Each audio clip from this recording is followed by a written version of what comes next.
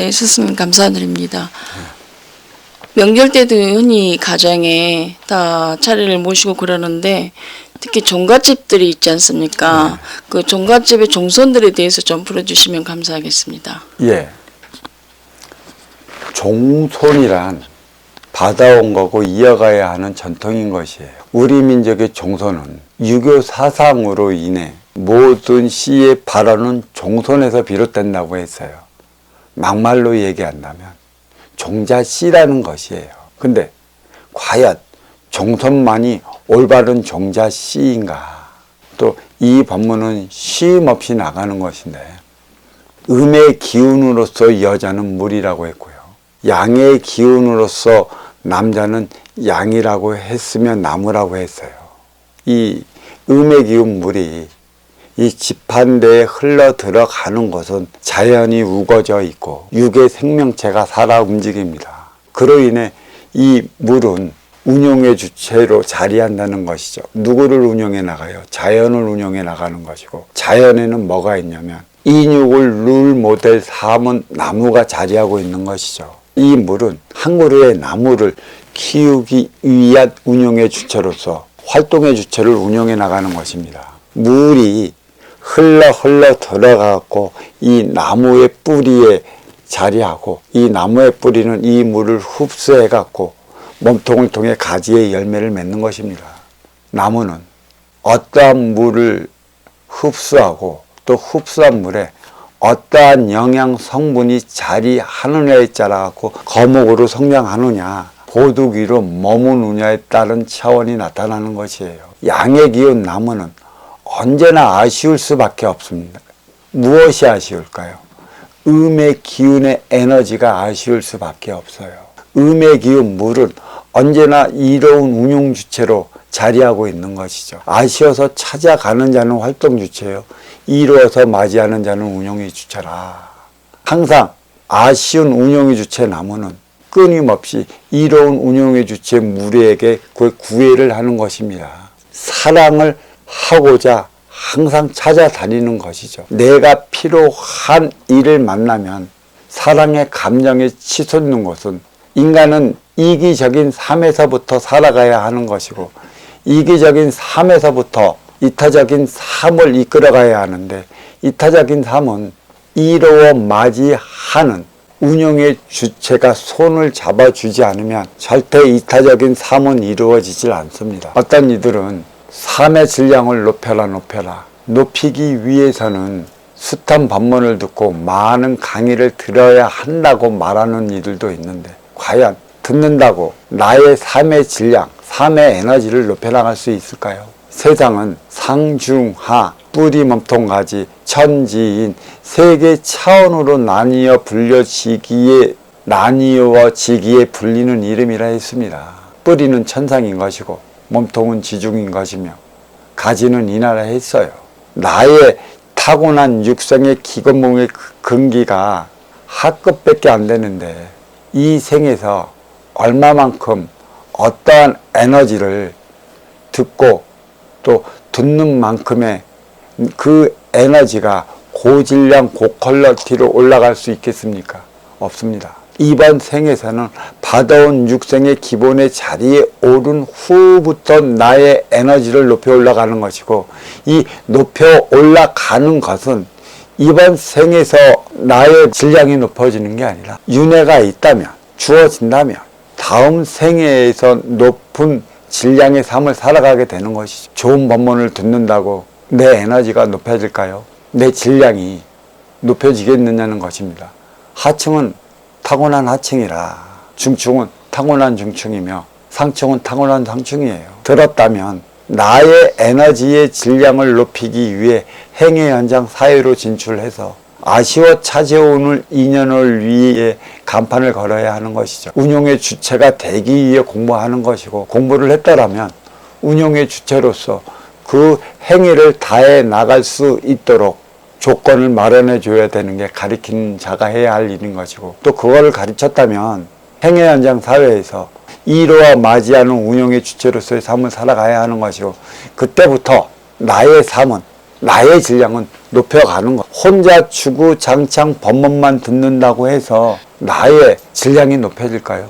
물론 땅에 떨어진 기운은 다시 끌어올릴 수 있고 탁해진 기운은 스스로 맑힐 수 있습니다만 질량은 타고난 만큼의 그 높이에 의해 법문을 듣는다고 높이지 못하는 것이에요. 반드시 내 앞에 찾아온 인연과 하나 되어 살아갈 때 나의 질량은 높여지는 것이지, 진짜 공부는 행의 현장 사회에서 시작되는 것이지, 법문은 행의 현장 사회에서 삶을 살아가기 위한 기초적인 공부라.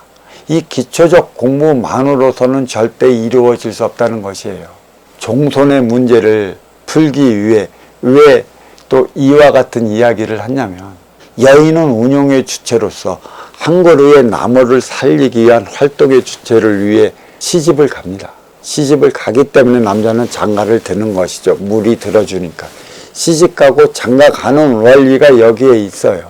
이 물이 결국은 몸통을 통해 가지의 열매를 맺어주는 것이고, 이 가지의 열매는 운용 주체 음의 기운, 여인의 씨가 아니라 활동 주체 남편의 씨라는 것입니다.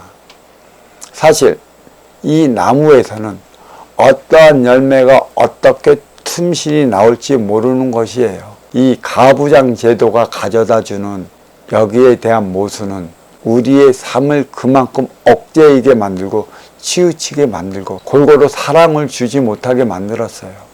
희생하는 것은 여인이요, 떠받들어 살아가는 이는 장남이라. 그 밑에 차남이니 삼남이니 사남이니 그런 이들은 어떤 자기의 대우도 받지 못해 살아가고 있는 이들이 되게 많습니다. 그리고 집안을 번성해 주는 이들은 장남에서 나타나지 않습니다. 이름 없이 소리 없이 천대 아닌 천대를 받으며 살아가는 이들이 어느 날인가 성공했다고 큰 고급차 몰고 집으로 떡하니 나타날 때 부모는 그 아들 보며 기뻐하죠. 내가 내 자식을 잘 키웠다고. 뒤돌아봐야 할 일이 있습니다. 진정 그 자식을 위해 부모가 해준 게 무엇이 있습니까? 오로지 가부장 제도에 따라갖고 장남만을 위해 살다 보니까 이 장남은 그 기운에 눌려갖고 꽃을 피지도 못합니다. 항상 그리 살아가다가 장남은 장남짓을 못하는 것이고, 그 위에 차남이나 삼남들이 크게 자기의 타고난 기본의 육생의 자리에 올라갔고 그 역할을 다해 나가는 것에 있어요. 가부장 제도는 없어져야 하는 것입니다. 종자씨는 첫 번째에서 나오지 않는다는 것이에요. 첫 번째의 종자씨는 첫 번째를 나타내기 때문에 그 종은 틈실하고 칠칠이 맺는 경우가 없습니다. 두 번째나 세 번째 정도에서 나오는 수학의 종자가 틈실한 것이라는 것을 안다면, 이 민족이 가부장 제도로 인해 오늘날 이렇게 치우친 삶을 살아온 결과가 여기에 있는 것이고, 또 가부장 제도로 인해 갖고 우리는 하나 되어 살아가지 못해요. 싸우는 이유가 여기에 있어요. 재산 분배 그 문제로 인해 네가 더 가졌고 내가 덜 가졌고, 내가 힘들어졌는데 너는 뭐 했냐. 그 모든 원망의 소리가 장남한테 가는 것이지 차남이나 삼남한테 가지 않습니다. 그로 인해 종갓집에 들어가는 며느리, 종손의 며느리는 그리 힘들어할 수밖에 없는데, 싸움의 근본이 어디에서 비롯되는지 우리는 알아야 할 것이에요. 왜 명절 때만 되면 싸우겠습니까? 왜 제사 때만 되면 싸우냐는 것이죠. 서로가 나가 힘들게 살아가다 보니 어려워진 것이고, 어렵다 보니 탓하는 것이에요. 이 탓하면 어려서부터 성인으로 성장할 때까지 모든 부모의 총애를 받고 자란 이가 장남이라 장남에 대한 그 원망의 서린 목소리를 해대는 것이고, 장남은 장남대로 그 행위를 다하지 못하다 보니 그게 싸움으로 번지는 것입니다. 명절 문화와 제사 문화, 이 잘못된 이 문화를 일깨우기 위해 종손에 대한 치우친 행위의 결과물이 꼭 요때 나타나는 것이에요. 진정 부모가 장남을 위한다면 장남은 장남으로서 장남답게 살아가는 법을 가리켜야 했는데, 그 법은 가리키지 않고 오로지 종의 씨는 너로 인해 번져야 하는 것쯤으로 가르쳐 있기 때문에 장남은 장남으로서 그 행위를 다 못하고 있습니다. 없어져야 할 장손의 제도가 여기에 있는 것이죠. 하나 되어 살아가고자 한다면 종손으로 인해 종의 번식이 이루어지지 않는다는 사실을 알아야 할 것입니다. 종손이 있으면 또 종손만을 위한다면 차남이 왜 필요하겠습니까? 삼남이 왜 필요하겠느냐는 것이죠. 더더욱 자식을 낳지 않는 인구 절벽 시대니 결혼을 안 하니 하는 이 민재 세대에 있어서는 자식을 낳아봤자 한둘도 감지덕지 않파네. 어떤 이런 모순이 있겠습니까만 우리 아날로그 세대에게서는 사형제는 형제도 아니었죠. 5형제, 7형제, 9형제 이렇게 가다 보니까 이러한 모순들이 지금의 도출이 되는 것입니다. 종손을 키우려 한다면 종손답게 살아가는 법을 반드시 가르쳐야 하는 것이죠. 여인을 키우려 한다면 운용의 주체로서의 살아가는 법을 깨우쳐 줘야 하는 것이듯 활동의 주체 남자에게 있어 가르침은 활동의 주체로서 네 행위를 다 하는 법이 무엇인지 가르쳐줘야 하는 것이죠. 활동의 주체에게 있어 심의 논리를 부여하면 운용의 주체는 운용의 주체권을 잊어버리고 살아요. 활동의 주체는 힘으로 살아가는 게 아니라 아쉬워 찾아오는 일을 위해 살아가야 하는 법을 가르친다면 운용의 주체는 그러한 행위를 다 할 수 있도록 에너지를 충전시켜주는 그러한 삶을 살아갈 것인데 종손은 우리 민족, 뿌리 민족에서 나타나는 독특한 형상인 것이죠. 왜? 뿌리는 음의 기운으로서 인류의 시원이라 얘기해 있어요. 시원은 종손인 것입니다.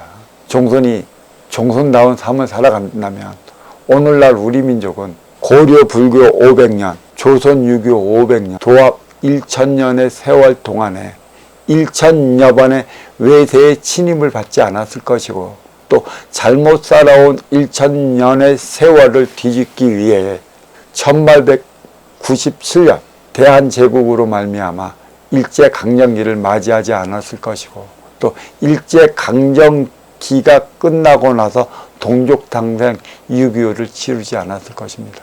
알아야 할 것은 뿌리 민족은 인류의 시원이고 인류의 장손이라 하겠으니 진짜 장손이 해야 할 일이 무엇인지 안다면 위로는 몸통 세력이 있고 아래로는 해양 세력이 있습니다. 좌우의 팔은 우리의 아우라 할 수 있는 것이고 동생이라 할 수 있는 것이기 때문에 이들이 자꾸 인류의 시원에게 표적을 주는 이유가 여기에 있다 할 것입니다. 중요한 날만 되면 세계적으로 어떠한 일을 하겠다고 하면 그들이 딴지가는 이유가 여기에 있지 다른 데 있지 않습니다.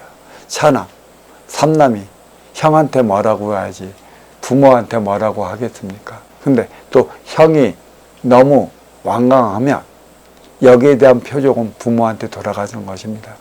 인류의 시원은 장남이라 그로 인해 정해진 게 뿌리 민족이라 하겠으니 뿌리에서 뿌리의 삶을 다하려 한다면 뿌리가 무엇인지 또 어떤 삶을 살아가야 하는 것인지 이번 한가위를 통해 주어진 화두이고 요 공부를 잡아나가면 이 민족의 모순이 어디서부터 시작됐는지를 알 수 있지 않을까. 이에 대한 법문은 여기에서 마치도록 하겠습니다. 감사합니다.